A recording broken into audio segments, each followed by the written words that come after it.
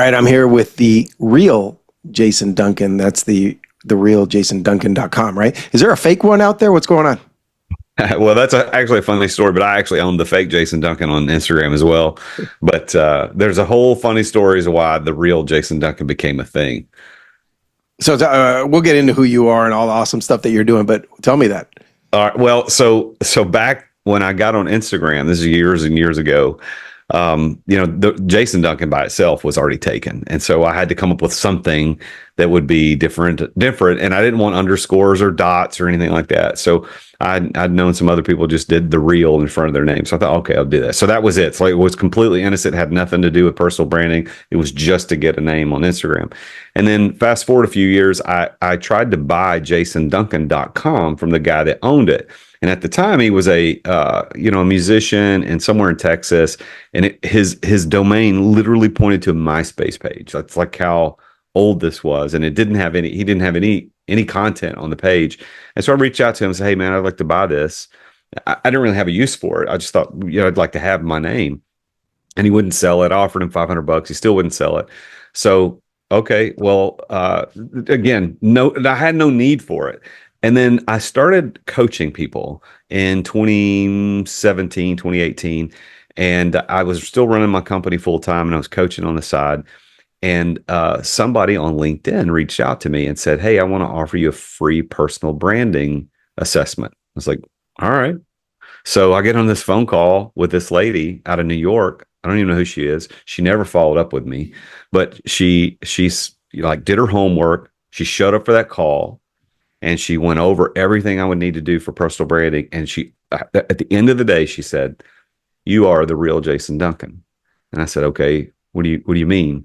And she goes, "No, that's you. That's your brand. That's what your Instagram says, and everything you do is very authentic. It's you. You're not putting on any errors. You're not trying to do anything weird. You just need to embrace it." And she already knew the jasonduncan.com thing that we tried to figure out. And she goes, "The real jasonduncan.com is available. You should buy that. You should use that. That should be you." I was like, "Okay." And then she never followed up. Like, she created a brand out and then never followed up with me. And then so I have the real jasonduncan.com. I've got the real Jason Duncan on YouTube, on LinkedIn, on all the social platforms. And it's just become my personal brand. As you can see, the license plate, Real JD behind me. So it's me. There's no going back. That's you. That's All right, no so going back. Here's who we have here. Jason, the real Jason Duncan, TEDx speaker, mastermind leader, podcast host, best-selling author, entrepreneur, investor, interestingly enough, motorcyclist, and he's a business coach. Jason, you were an unemployed school teacher not that long ago, right? I mean, what, less than a decade ago? No, it's been longer ago. Well, it was in 2011. So it's been longer than a little over a decade. So tell us about, how'd you start out? Where were you born? Where'd you grow up? Born and raised in Nashville, Tennessee. I'm one of the unicorns. Nobody in Nashville is from Nashville except my wife and me. Like, we both grew up here, and we moved away a little bit, but this is where we're from. I did my first 13 years of like adult life career was in ministry. And so I was doing youth ministry my senior year of high school. I did it all through college, and then started preaching, became a senior minister, senior pastor, and did that up until 2006. And in 2006, I got completely, leading up to 2006, I got completely fed up with the institutional Western Christianity. I just I couldn't stomach it anymore. I thought, this is not what Jesus was talking about. I can't do this. So I didn't leave my faith and I didn't leave my Savior, but I left the institutional church in 2006. And so for the next, decade or so, I just led a house church in our home and that type of thing. But when I left the institutional church as a pastor, as a minister, I was like, what am I going to do? Where can I go make a difference? Where can I use my gifts to make a difference? And I thought, I'm going to go teach school. So Father God provided me a way to go back to college. I went and got a master's in education, started teaching school, and Joel, I fell in love with it. I absolutely loved it because I didn't have all the religious overtone crap. I didn't have the elders meetings to go to. I didn't have the people with money get mad at me because I'd say something they didn't like. Like, I didn't have to deal with all that crap that I had to deal with as a minister. but I was making a huge difference in the lives of about 180 kids a day. They were coming through my classroom, and I was How old were developing these kids? eighth grade American history is what I taught. So 13, 14 years old. And, I coached soccer. I led a few clubs. I was the head of the FCA. It was great. I was having a blast. Well, the Great Recession hits, and I was the last guy hired in the building. Didn't have tenure. I was the number one teacher in the county in my subject area. I was a great teacher. I was highly qualified, and certified in history and physical education and administration. Like I could have been an administrator. And I thought I was going to be in it forever, but because of the Great Recession, they had to cut teaching positions in all the districts. And because of my tenure or lack thereof, I was on the chopping block. And so I didn't get my contract renewed for the following year. That ultimately is what pushed me into entrepreneurship. I said, okay, I'm going to do something on my own, started a company, and that's what led me to here.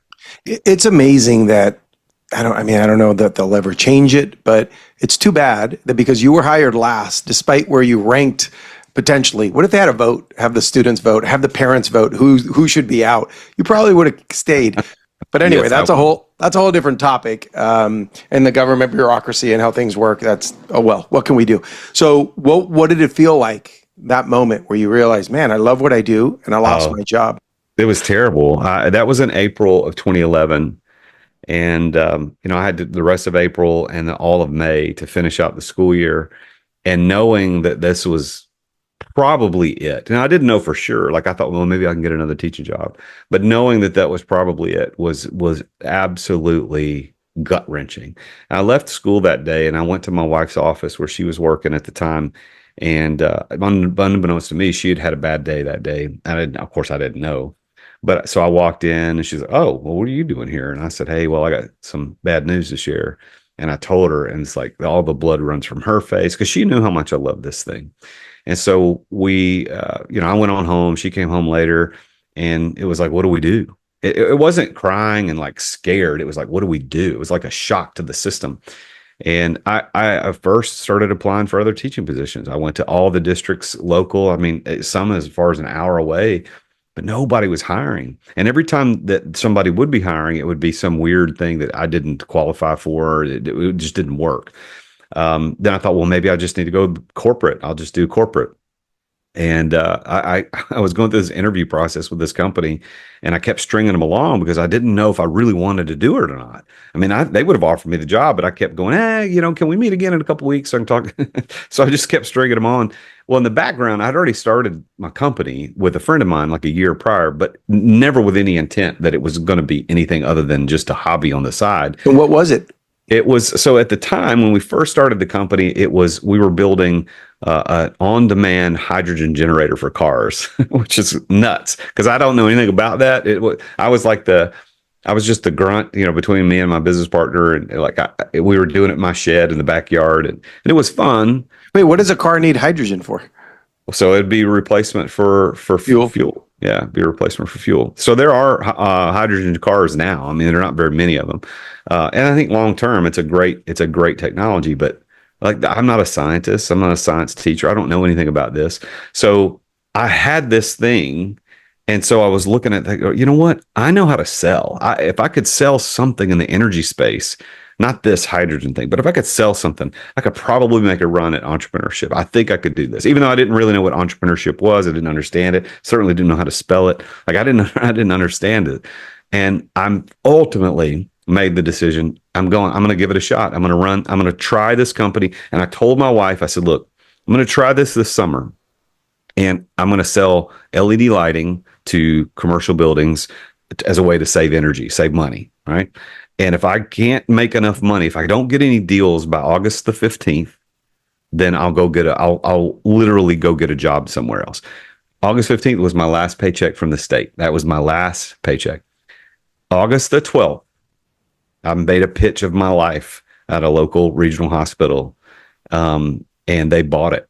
And so it's like 3 days before my self-imposed deadline, I sold a $2.3 million project. Wow. Were you And brokering this? Were you buying the products? How'd you do so it? I'd gone out and secured relationships with vendors who were manufacturers of lights.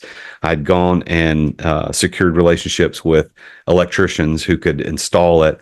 And then I was gonna do all the project management myself. I mean, it was nuts because the project was $2.3 million over 3 years. The first check I got was like 18 grand. So it wasn't like it was a slow build, but it ultimately was a $2.3 million project. But I remember the day that the container of LEDs showed up at the hospital. It became real that day. Well, it not only became real, but I completely didn't understand how the shipping thing worked. Like I assumed they were going to drop this, they're going to drop this container, and we were just going to use that container over the next 6 to 8 weeks to do the installation. And the guy, like the truck driver, said, "Hey, I'm going to go to lunch. I'll be back in 3 hours." I'm like, "Back in 3 hours?" He goes, "Yeah, I got to take the container back." I'm like, Yeah, "That's not how this is supposed to go." So I had to scramble. And I went to like they had Trojan labor or whatever, like these temp labor, and I just called them up and said, "Send me 3 or 4 guys like right now, and we got to unload this truck today." Did you have a place to put them in the hospital? Well, I didn't at first. I had to go into my my contact in the hospital and said, and of course I'm embarrassed. Like I thought I was going to have the container. And he goes, "Well, we've got this place in the basement, blah, blah, blah. You can put them in there." I mean, this is a container load. This is a tractor trailer going down the interstate full, side to side, top to bottom, front to back of boxes of LED lights. It was hundreds and hundreds of thousands of these things. And so I hired these temp labor guys to unload this truck. And I spent the next 3 or 4 hours unloading the truck. And I actually got the driver to, he ended up kind of agreeing to leave it overnight. So we did it, most of it that day. And then we finished up the next day. But I even had to call in a favor to get somebody because the transfer truck guy, the tractor part of it, he left. Like he just parked a trailer in the parking lot. Well, later that day, the hospital comes out and says, "Hey man, you got to move this." I'm like, "How am I going to move it? It's not even attached to anything." I had to call somebody with a tractor to come over and move this thing. Listen, dude, I haven't thought about this in a long time, Joel. This is actually fun to have a conversation about this, but I've got a picture of me standing with the back doors of that container open with me with my arms out and all these boxes. And it's like just young and dumb. And It's a good thing you have that picture, because I think about building businesses in the past and I wish I had pictures of certain things. That's great that you do. There's a fine line between being smart and thinking things through, or being a perfectionist, and maybe you wouldn't have launched that business because you didn't properly have the staff, you didn't have the warehouse, maybe you would have delayed it a little bit. I see this happen all the time. How'd you pull the trigger? You weren't fully prepared. Things weren't perfect. How'd you pull the trigger to get that going? well, I'm a firm believer in fake it till you make it. And I'm not a guy that would say fake it in a way that lacks integrity. I'm not talking about lying. I'm not talking about doing things that are unethical. But I think you got to show up as if you were the person you want to be. And so when I when I was selling that project to this hospital, so the sales call that day on August the 12th, when I went in there. So I'll recount this story. Also a great story. So I'm sitting across the table. So if you can imagine a very long conference room table, and I'm sitting on one of the long sides, but at the end, and directly across from me is the VP of facilities. Next to me is my business partner. Across from him is the engineer for the hospital, and then 2 chairs down is the CFO for the hospital. This is the original sales call. This is the big one. This is the big one, right? And I didn't even know how to hook up my computer to a screen. I had an 11-inch white MacBook. If you remember those white plastic MacBooks, and it was sitting on the table between, like at the end of this conference table, and I was leaning over and clicking it with that's it. I didn't have it hooked up to anything. I didn't have a clicker, and we're going through the sales, and I'm just living in the reality of I know what the hell I'm talking about, even though I knew enough, but I didn't know everything. And he stopped me. The VP stopped me about 2/3 of the way through the sales pitch, and he goes, "Can I ask you a question?" I said, "Sure." He goes, "Why wouldn't I do this?" because it was such a compelling offer. You're going to save them a ton of money. Yeah, you're going to save $1 million a year or whatever. It's crazy. It's such a compelling offer. He's like, why wouldn't I do this? And I said, I don't know. Why wouldn't you? And then he looked at me and he goes, has anybody ever told you no? And I said, no, sir, they haven't. Now, I didn't tell him I've never asked anybody before, but I said, no, nobody's ever told me no. And then he looks down the table at the CFO. Now, the CFO had been colleagues with my business partner, and that's kind of how we had an in. Like that's the only way we would have even got opportunity to pitch this crazy idea.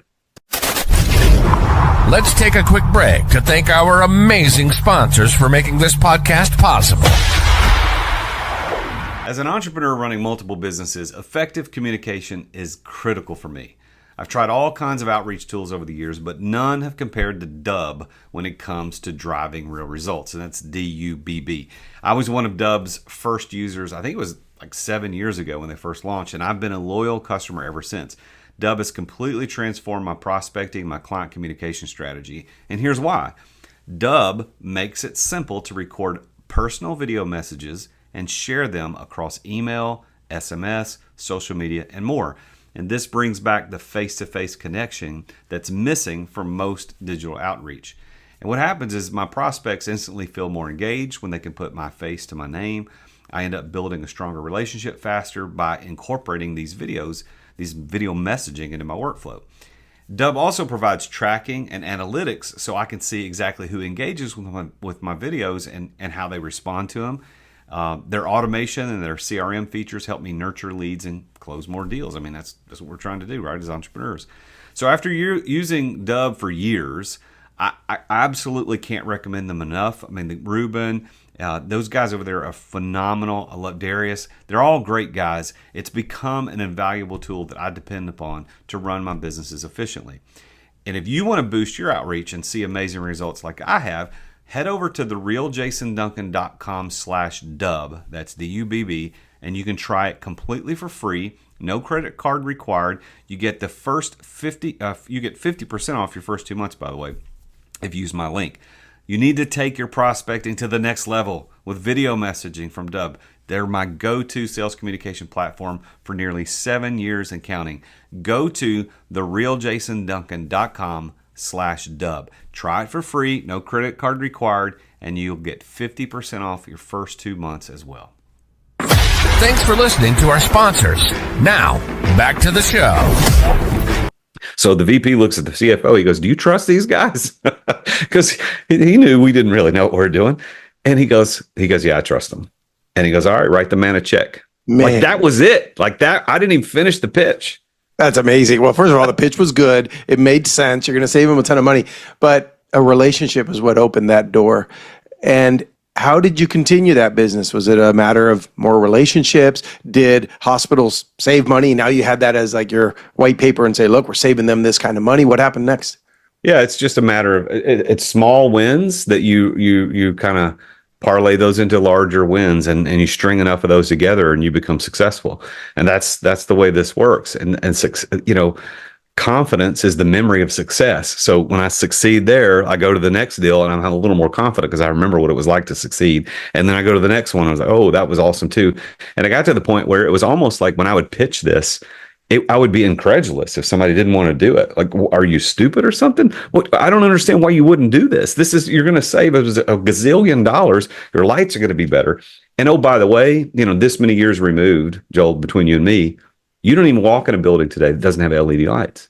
That's so right. Think about the guys that said, no, this technology is not going to work. This is a fad. It's not going to work. What were they smoking? What They spent extra years of higher electrical costs, right? Yeah. So, it was a matter of, doing the proper case studies, like you said. And I committed to video pretty early. I don't know if it was my genius or just happenstance, but I hired a guy here in Nashville who happened to be a recording artist, and he's got a lot of albums out now, but at the time he was just trying to make ends meet. And so he's doing videography work on the side. So we met, and his name was Corby. And I said, hey, Corby, I just want you to follow me around and go video these projects, like a before and after.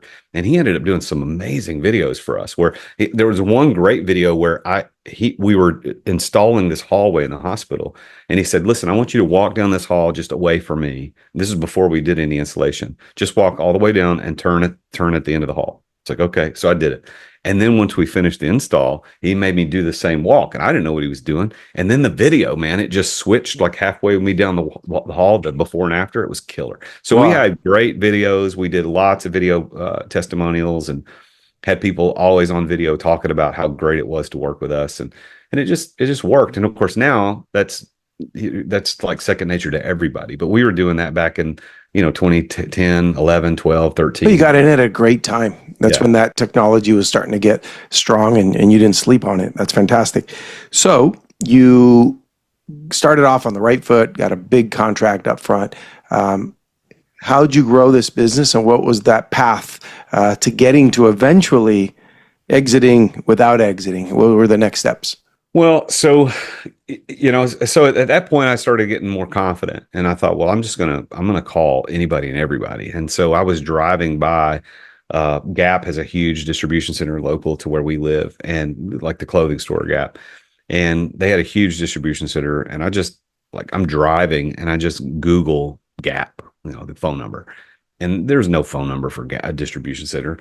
And so I'm like 6 pages deep into Google. I'm at a red light, just kind of scrolling through, and I found a phone number, and it was a local number because I could tell where it was from. And I just hit dial, and the guy picks up, says IT. Like I'd found an internal number to their IT department. And I said, you're going to think I'm nuts, but like, what is the electric bill at a place like that? And he hangs up on me. And so I call right back thinking, there's 100 people in that room. I'll just get a different guy. I did get a different guy, but I later found out there's only 2 people that man the IT room. You got the other guy. I got the other guy. And I went through the same thing, and he goes, hold on a minute. And he puts me on hold for what seemed like an eternity. He came back, and he said, you're going to need to talk to so-and-so. And I don't remember her name. We'll call her Diane. He goes, you need to talk to Diane, blah, blah, blah.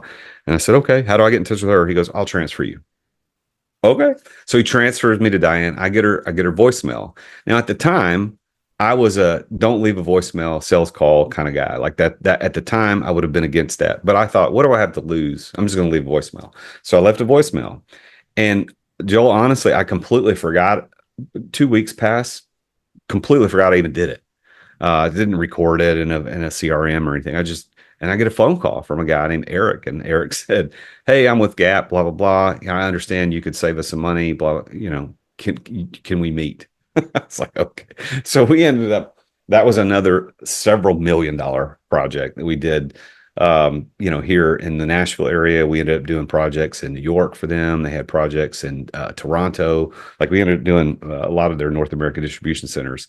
And this was back, like, it was me, and my business partner didn't work in the business at all. He was an advisor at best.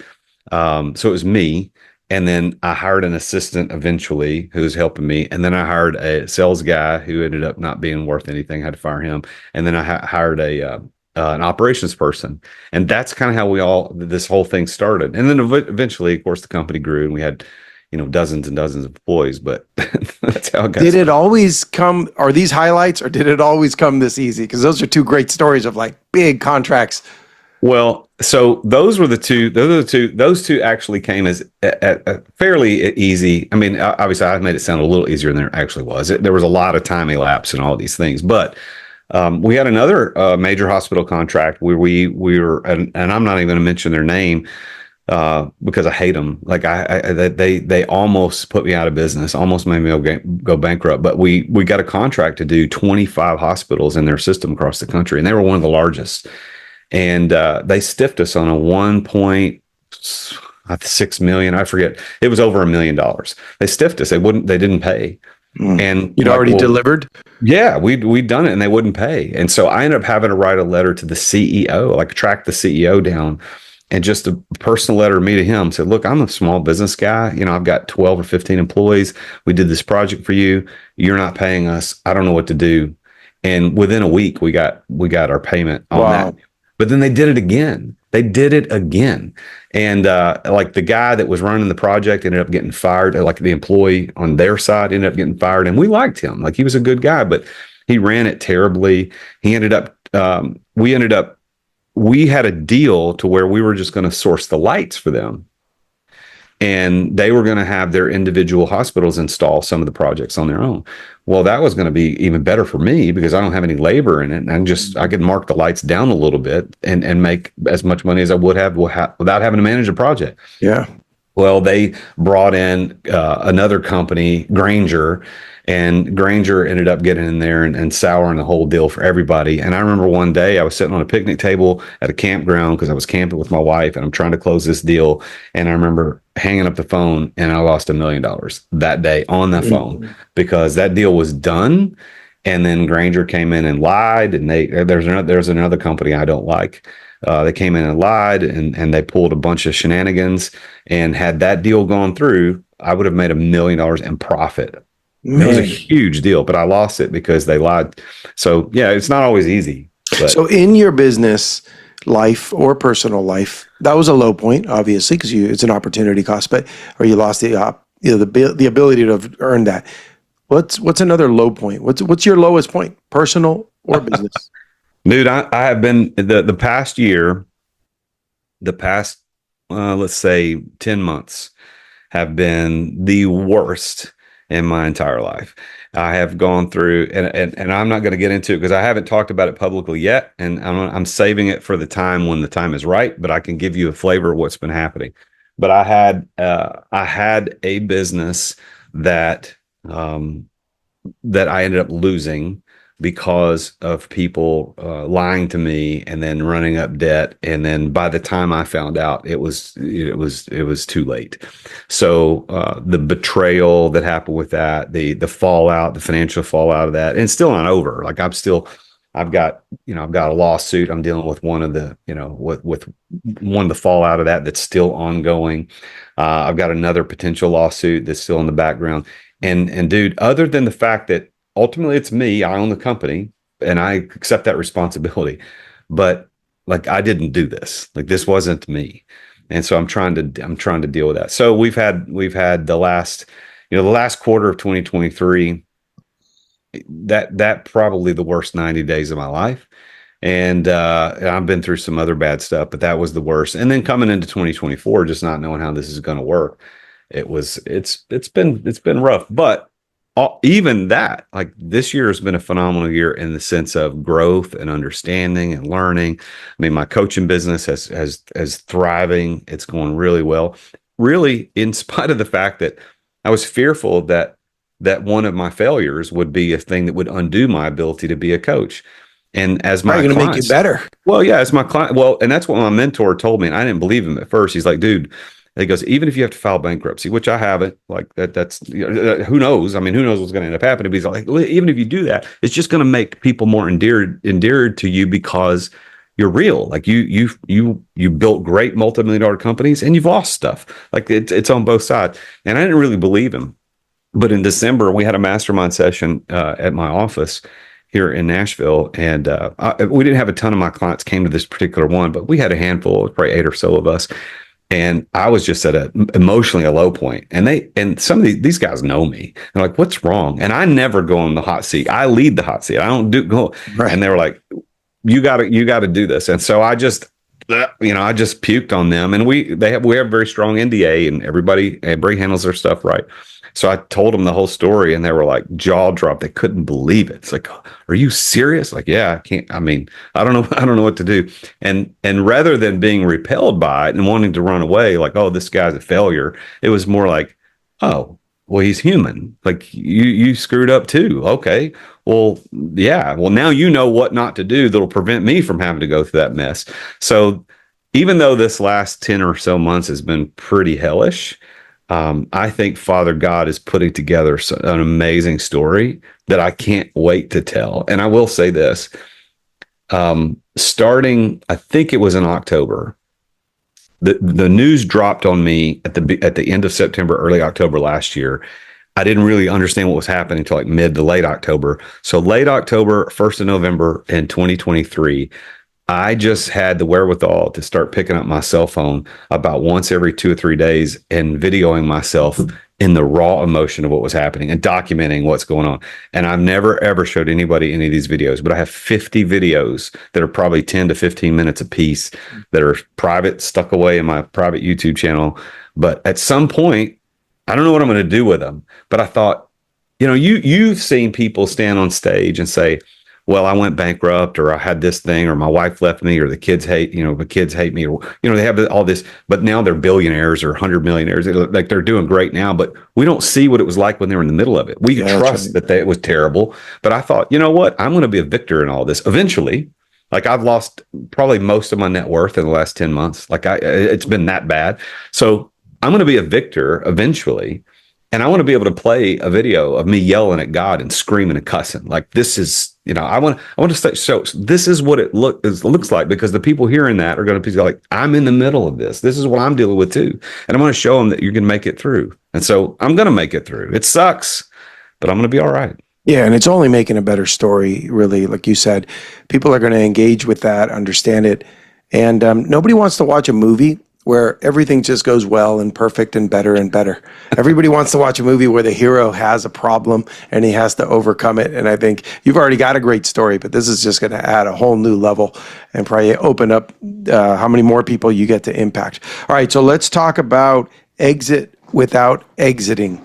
I sold my company. I told you before we started recording, I sold my company, but for the last 10 years before I sold it, I kind of exited. I have good mentors and coaches in the past who guided me toward that. And so I got to get myself out of the day-to-day, which is the part I didn't like, but I did like the income it made. So how do you help people? Because I didn't have a framework. I didn't have your system. I wish I would have. Tell us about that system. Well, so this was back in probably 2018, 2018, moving into 2019. I had a business coach at the time who was awesome. His name was BJ, and BJ was really good. He was really the first business coach I ever hired, and he was helping me kind of manage the mindset of running a successful business. At that time, we had $1 million EBITDA. Things were going really well. Life was good. I was making a lot of money. Employees were doing great. Had a good team.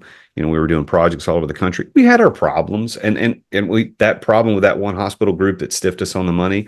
I mean, that had just not even resolved, but that had kind of started coming out of that problem. So we were doing great. And I remember having a conversation with him, and he asked me something. He said, "What would you do? Like, if you knew everything if you could go back in time and you know everything you know now about running businesses, would you start this business again?" I was like, hell no, I wouldn't do this, because I don't care anything about lights. I don't care. The energy thing didn't really interest me. The lights, the technology doesn't really interest me. It was a good way to make money. It was a way to make money, and I needed it. I needed it to provide for my family, and it did just that. So he said, "Well, what would you do?" And I said, "Well, I don't know. I'd probably, run a motorcycle dealership, or I'd have a car dealership. I always liked cars my whole life." And he goes, "Well, okay. So what are you going to do with that? Like, what do you think?" And I said, "Well, let's just sell. Why don't we sell the business? It's doing great." And he's like, "Well, there's your problem. You can't sell it. Even though it's doing great financially, you're the center of the business. Everything runs through you, and it's not worth anything. For all the reasons you want to get out are the reasons nobody would want to buy." Yeah. And so the following year, I terminated my business partnership with the business partner that I had, and that was terrible. Up to that point, that was the worst experience I've gone through. But going through that, and at the end of that next year, we lost money, and I was like, "Whoa, that's a first." Why did we lose money? Well, it wasn't because the partner wasn't there. It was because I wasn't there. It was because I was dealing with potential lawsuits, fallout with the partnership, all that crap that was going on. That conversation with BJ about all this, like, what would you do otherwise, started replaying in my brains. Like, okay, so here's what happened: a $1 million company, like bottom line, a $1 million bottom line company, but 1 year of me just kind of loosely not keeping my eye on the ball, we lose money. That is dangerous. Nobody should go through this as an entrepreneur. This shouldn't be. So that's when I made a decision. I've got to figure out how to get out of the business without necessarily selling it, so that later when I do want to sell it, it'll be worth more money. And that's when I decided to do something I now refer to as exit. without exiting. And So that's why I wrote is the this book. the right person in place, the right people, the right systems? What is it? How does it work? So what I've developed there's really 7 stages to this methodology that I put together. So stage 1 is basic delegation, and that's like you. It doesn't matter what type of systems you put in place. If you don't yet first understand basic delegation and the mindset around that, you're not going to do it. So you've got to understand that. The second stage is assembling your support squad, making sure that you've got the support team in place that can handle all operations. Like you can't be opening and reading emails all day long. You can't be, working on projects that require your just mental effort to do stuff. Like you shouldn't be doing, to put it crassly, you shouldn't be doing $20 an hour work. That's not what you should be doing as an entrepreneur. So you've got to get your support squad to do that. Third stage of the XOS method is you've got to get your A team together. And your A team, these are the people that you mentioned, I think at some point in this conversation or before we started recording, about having your number 2 in place. This is not just your number 2. This is your number 2, 3, 4. These are your people that are your COO, your CFO, maybe even your CEO, however you structure things, that you can 100% rely on to make sure that your business is running in your absence the way that you would run it otherwise. And then stage 4 is when you get into started doing systems, right? This is where we start systematizing and optimizing things and automating things. Stage 5, this is when you start building a passive profits machine. This is when you start seeing, oh, okay, profits can come in without me being active in the business. 6 is exit without exiting. That's when you finally get to the place where you don't have to be there at all and it runs without you. And then stage 7, like you took 10 years before you hit stage 7. That's the exit. That's when you sell at the top peak value of your business. So that process, there's certainly lots of nuance around it, but that's what you have to do. That's what I did. And that's what I'm leading my clients to do. And it's so awesome to watch clients come to me working 60, 70 hours a week, ready to give up and quit. They hire me as a coach. They join the mastermind. And within 6 months, their hours are dropped by 30%. Revenue, some guys want more revenue. Some guys don't care. I've seen guys like flatline the revenue. Like, dude, I'm making enough money. I don't need to make any more money. But if I can drop 50 hours a week, I'm good. I'm good. So I love watching that happen. What did you do with the extra time, you personally, when you kept making money, good business, but now you got some free time? I started a coaching business. Like if you look at my history as a pastor and a school teacher, like this is what I should be doing. This is what God put me on the earth for. So now I've got this experience as a pastor. I've got this experience as a teacher. I've got this experience as an entrepreneur.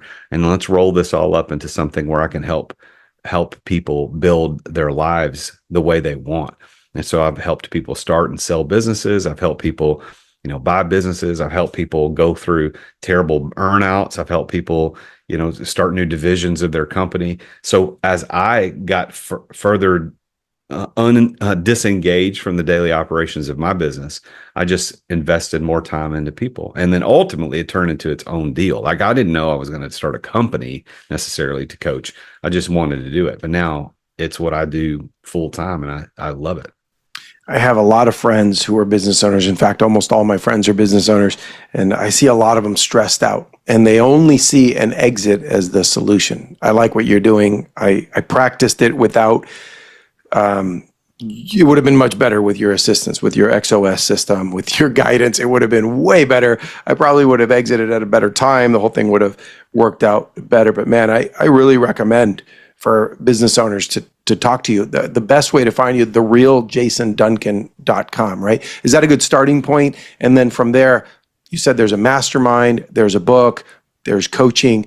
And does the mastermind, just so I understand this right, we could express this to everyone, do you go with a group? Like if I want to exit without exiting, I hire your company, I hire you, am I getting bits and pieces of you, or is there one-on-one coaching to come in and structure this for us? What are the options? So the Exeter Club is the name of the mastermind, the Exeter Club. And so what we do, it's a group of business owners, both men and women. Generally speaking, these are businesses that have a minimum bottom line net of 300K or more. So we're dealing with companies that have employees. They've got some systems. Now, everybody's a little different, so that's not every single company, but we've got revenues range from $1 million a year to $50 million a year, and all the way in between. But that's who's in. And then we have 2 Zoom calls a month, where one's a training call and one's a hot seat call. You're probably familiar with that with other masterminds. We do true hot seat calls. We do weekly coaching, office hours, so you can hop on. We've got 5 or 4 plus me. There's 4 other coaches, certified coaches in the program. One's an investment banker, one's an attorney, does M&A work. One's a financial coach, and one's a mindset coach. So every week you can hop in with one of those guys on an open Zoom call and ask any question you want. And then when you start, over the first 90 days, we have a pretty structured program. We do 5 Kickstart consultations with all of our new exiters. And so as the exiters come in, the first thing you're going to do is a business valuation. So you go through a full business valuation. We'll give you a report. You meet with the investment banker. He covers everything. You meet with a financial coach, go through your books, show you what you need to change. You're going to meet with the M&A attorney to talk about the legal implications of what you might have to do to prepare for a sale. You talk with the mindset coach about mentally preparing for that. And then my job as the last person you talk to in those 90 days is I'm going to put together an exiter plan for you. Like, how are we going to put this together? It's not an exit plan. It's an exiter plan, because not everybody wants to exit. So it may be, hey, I'm going to put a 5-year horizon on this thing. Well, in the next 5 years, let's increase your business value by 30 to 50%. Let's figure out that. And then at the end of the first year of membership, we do the valuation all over again. And you're going to see a 30% increase in your business valuation. We guarantee it. So that's how that goes. And I also do for select clients, I only take 5 of these at a time. I do one-on-one where I meet with them every single week, but that's in addition to the mastermind. Sure. There was a guy who wanted to sell his car because it had too much mileage and it just wasn't worth anything. And he told his friend, and his friend says, no, you got to go see Mike. He'll set your odometer back. Right. And illegally. And he took it to Mike, and he set the odometer back, apparently. And these 2 guys ran into each other months later. He goes, hey, did you go to Mike? Did he set your mileage back? He goes, oh yeah, he did. He goes, good. Did you sell the car? And he goes, no, heck no. It has such low mileage now. Of course I'm going to keep it. It makes me think, when someone wants to sell their business because they're stressed out, but you can help them make it a nicer experience, I'm sure it's common that they probably don't want to sell it anymore at all, right? They'll just keep it. Yeah. Well, I mean, if it's throwing off good cash flow and you have systems set up, I mean, unless there's some other huge project that you need capital for, why would you do it? I mean, the tax advantages of holding it are certainly a lot better. And there's, I'm not a tax advisor, but there are IRS guidelines about active hours in a business. If you're less than 750 active hours in that business, your income could be classified as passive with that business. Talk to your tax professional for specifics on that. But there's passive income opportunities through business ownership, where if you sell, you got capital gains that you've got to pay. There's a lot of taxes. And then I just saw today that the Harris campaign is proposing a 44% capital gains tax or something crazy. So selling a business might not be the best financial move for most people. It may be exit without exiting. That's going to hit a lot of baby boomers who are 10,000 a day or retiring and selling their businesses. If they've got to sell and take a 44% capital gains, that's going to nail them. Yep. Hopefully they'll keep that in mind at the polls. All right. This is good. TheRealJasonDuncan.com. I'm going to make it a point to share this podcast personally with a lot of my friends, because I think they need to hear about this. Anything else? Man, it's great. I know you're just getting this podcast going, but you're doing a great job. This is a good conversation. And I hope that you have a continued success and growth in this, because podcasting is a lot of fun. Even if nobody listens to it, it is so much fun to host these conversations. Yeah, you get to make great relationships with amazing people. I love it. Yeah. All right, Jason, thank you very much. You bring a lot of value to a lot of people, and I hope to help you spread that word even more. Thanks a lot for being here. Thank you. Thank you for listening to another edition of The Root of All Success with the real Jason Duncan. If you've enjoyed this week's episode, visit therootofallsuccess.com to access the show notes and other helpful resources. Follow Jason on social media at The Real Jason Duncan. See you again next time here on The Root of All Success.